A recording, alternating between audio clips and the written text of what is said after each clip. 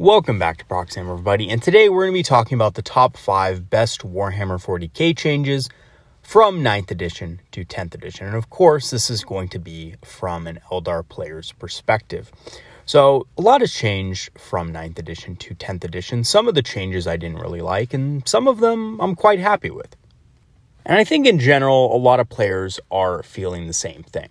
Now, when 10th edition was announced, GW, of course, made a lot of promises about 10th edition, that it was going to be super balanced and this and that, and, it was going to be a more simplified rule set.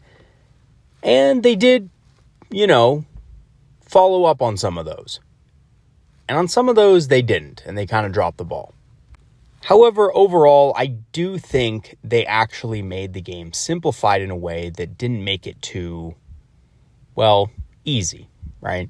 Now, I've played a lot of other games from other systems, and I can tell you from experience that if everything feels the same, it's not good. And from what I can tell you about playing the Eldar Index in 10th edition, it doesn't feel the same as any other index. And I feel like a lot of the armies have their own unique play style and unique feel without having to be overly complicated.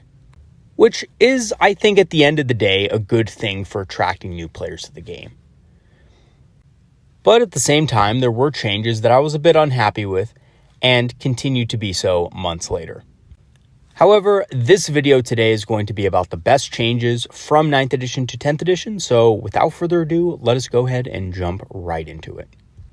But first, a quick overview of today's video. We're going to be looking at the general community reaction to the beginning of 10th edition. We're going to also be looking, of course, at the 5 best changes from 9th edition to 10th edition. Now, these are my opinions, these aren't definitive. Some people will agree with these. Some people will also disagree with these. Let me know what your favorite changes from 9th to 10th are in the comment section. All right, so what was the general community reaction to 10th? So I felt like the community was really mixed on it, especially in my own gaming group, and I think this is reflective of most of the gaming community. Some prefer the new, more simplified rules, and others hated them for being too simple. So a lot of players really liked the complexities. They really liked all the little item upgrades and special rules, psychic powers, and things like that. Some players really did like the deep complexity of the codexes. All the different item upgrades, all the different, unit abilities and unit upgrades. And to go farther into that, in the Eldar Codex, we had 3 psychic tables, chock full of different psychic powers. By the way, a lot of them very useless. And they really didn't do much at all, but they were still there. We still had them, and it was still seen as a good thing to have more rather than less. Which to me, in a lot of ways, did make sense. After all, I am a veteran player. I know the game very well. I read up on the rules all the time. This was my kind of game, complex and with a lot of depth. Others, however, preferred the more simplified rules. They were overwhelmed by the amount of choices. I want less choices, people said. And usually that's not something people say, but if they can only get a game in, once a month, they might be a little bit relieved to know that the game that they do play once a month is going to be a little bit easier on the mind. Others, more focused on the gameplay of 10th edition, lamented that 9th was finally balanced and 10th upended everything, which in a way is very true, right? 9th, at the end of 9th, it was pretty balanced. They fixed a lot of the problems that the current, balance issues, kind of revolved around. And most armies were kind of at where they should have been, except, of course, the Eldar. A lot of people forget this, but we were hanging at about 44-45% win rate for much of the end of 9th edition. So we're on the lower end of the spectrum, but that's okay. I've never really cared much for win rates anyway. I really just love to play the Eldar, right? Doesn't matter how good they're doing. But when 10th came about, all of that changed, because all of a sudden, the Eldar were on top, and because of a few broken rules interactions that GW overlooked, the Eldar were basically winning almost every single tournament. They were like at a 68% win rate. And it probably would have been even higher if they weren't going against other Eldar players. And that was mostly due to the broken interaction of Fate Dice and Devastating Wounds. Who would have known? And the way Devastating Wounds worked back then, and also Towering, which was insanely overpowered, right? Being able to just see everything on the board and ignore line of sight was a extremely powerful ability. So yeah, Eldar were OP. There's no doubt about it when it came out. And this was really wrecking the meta. And on top of that, there was a lot of factions that were just not good. Their datasheets were overpriced, they didn't have good rules interactions, their army abilities sucked, and so forth. But you know, I have to say this. The beginning of every edition is always rough because, you know, when you write a new rule set, there's going to be things you're overlooking, right? So, you know, people I think got really upset at first and, you know, GW said this was going to be perfectly balanced and everything. You know, that's a promise you guys probably should have noticed right off the bat was just not going to happen, right? It is almost impossible to write a fully balanced game system with all the factions that Warhammer 40k has right out of the gate. It takes time. It takes time to balance things out. And even then, even after things balance out, sometimes players find new combinations and new broken strategies and so forth, and that skyrockets the win rate up and you have to rebalance as necessary. So, you know, 10th was unbalanced at first, but, you know, in my eyes, it was something that was foreseeable. Now, I personally was mixed on it. I was mixed on 10th edition when it first came out. I was excited to try out new things, but did miss the complexity of 9th edition. Again, I'm a man of complexity. I really like our complex codex. That's why I play Eldar, right? I like those things. So the fact that GW took a lot of those things away kind of annoyed me. However, what I did like was that a lot of the units that were formerly terrible and were never usable were suddenly usable because they had good, decent, well-designed special rules. And I think in general, the Eldar Codex was well-designed. There was a few things that were, you know, obviously way too overpowered, like the Wraith Knight and stuff like that. There was a few data sheets that were really just quite broken. But other than that, I thought the index was very balanced. And I know that seems crazy to some of you. Proxy Hammer, what are you talking about? We're the most OP faction in the game. 68% win rate.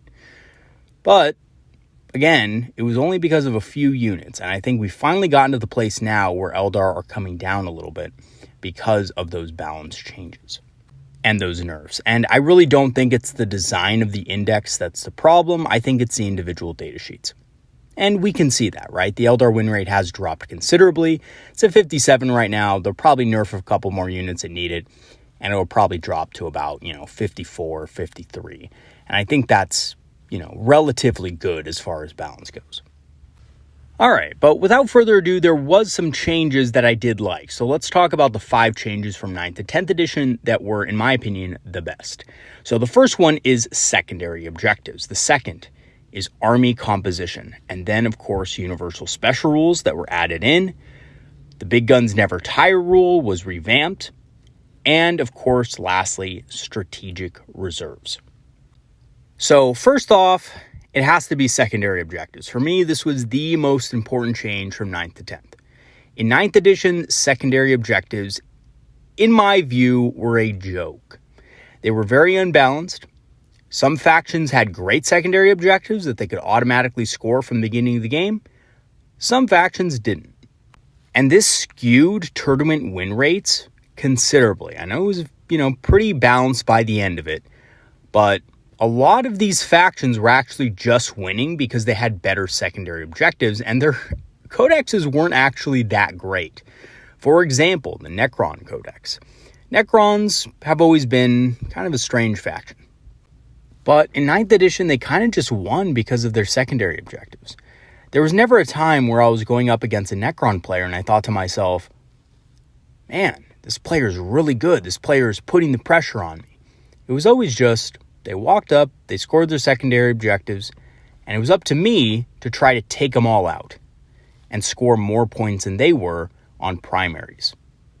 Basically just having to wipe out Necron blob after Necron blob after Necron blob. And that was how Necrons played, and it was a very uninteractive experience, which is why I really just didn't like the secondary objective system in 9th edition. It really did kind of feed into that, uninteractiveness. And oftentimes there were some matchups that just felt boring because of it. And I understand it from the Necron perspective. Why would they, go out of their way to be interactive if it's not an effective way to win. If you can't score any secondary points with your army, being interactive, then why would you? You would just, take the easy choices and be uninteractive and win the game, right? So I definitely understood why that was. Eldar, on the other hand, had very interactive secondary objectives.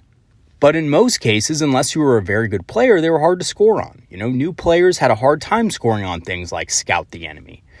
Scout the Enemy was one of our best secondaries in 9th edition, but it was still harder to score on than a lot of the other secondaries of other factions. And, Line Breaker and things like that, those were also pretty hard to score on as well, if you didn't have a pretty good command or mastery of the game and the rules themselves. So, yeah, the secondary objectives in 9th edition were trash. I'm just going to say it. Hard take there, they were garbage for the most part. Especially since there was just some secondary objectives you were never going to take and were essentially useless. There were wastes of words on a page. In 10th edition, however, every objective can be scored by any faction, and every faction has a unit that is designed with objectives in mind, at least one of them, right? Now, obviously, some indexes are built differently than others. They have more options and things like that for secondaries and stuff, but at least one unit in every index can do it. And do it well. Even armies like Dark Eldar, which don't have a lot of options, have units like Mandrakes, which are able to score well on secondaries. And also, the difference in tactical versus fixed secondary objectives is also interesting, right? So you draw your cards every turn for tactical, and that makes it very interesting, keeps it fresh throughout the game, and it's actually one of the better ways to score secondary objectives. And basically everybody plays tactical, and the reason why is because there's more victory points in it, and there's also the chance that you can gain command points. Not a big deal for Eldar players for the most part, unless you lose your Autarch, but it does give you an extra source of command points if you lose that model. So there is a lot of advantages to playing tactical missions. At first, I was a firm believer in fixed. I was like, you got to know what you're going into. But as the edition went on and I became more familiar with tactical was just the better option, I have to say. So it took me about 10, 11 games to figure that out. But once I did figure that out, I was on the tactical train. Now, that doesn't mean fixed isn't a good idea. Sometimes you're going to have a bad matchup and a fixed secondary objective is good, but that's why it's an interesting concept, because you can adapt to what you need. Whereas, in 9th edition, I know you could change secondary objectives and stuff like that, but there were some matchups that just everything sucked if you didn't have great secondaries. So I think the secondary objective changes is by far the best part of the game. I think it's a great thing. Drawing cards is fun. But if you don't like the randomness and you just want to do fixed, that's fine too, because they're both viable. And I really like that about the edition. I think that is, again, by far the best change. All right, so for the next change, we have army composition. And I think this was also one of the best changes that 10th edition made. And that's simply because of the fact that 9th edition had a really convoluted way to build your army through detachments, which costed CP. Now, like many of you, I've been playing for a long time, probably too long, honestly.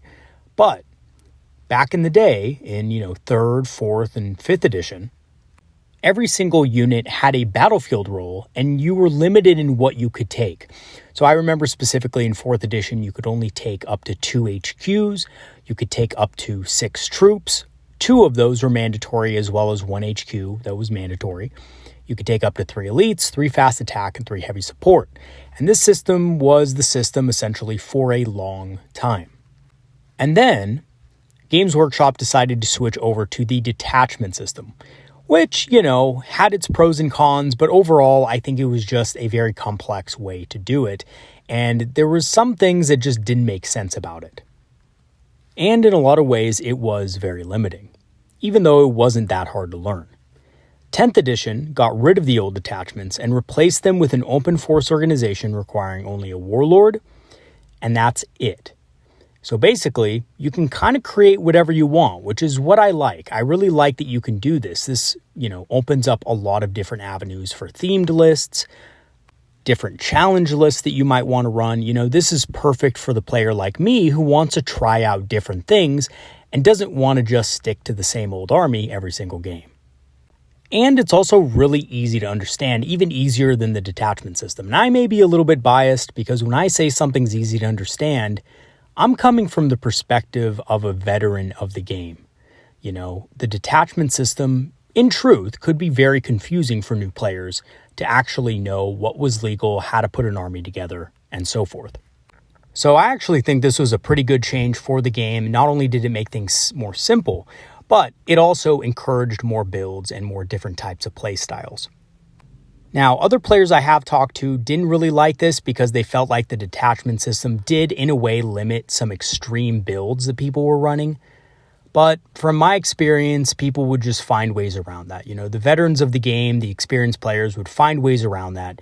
And the detachment system would really only limit newer players to being able to, really unlock the true power of their codexes.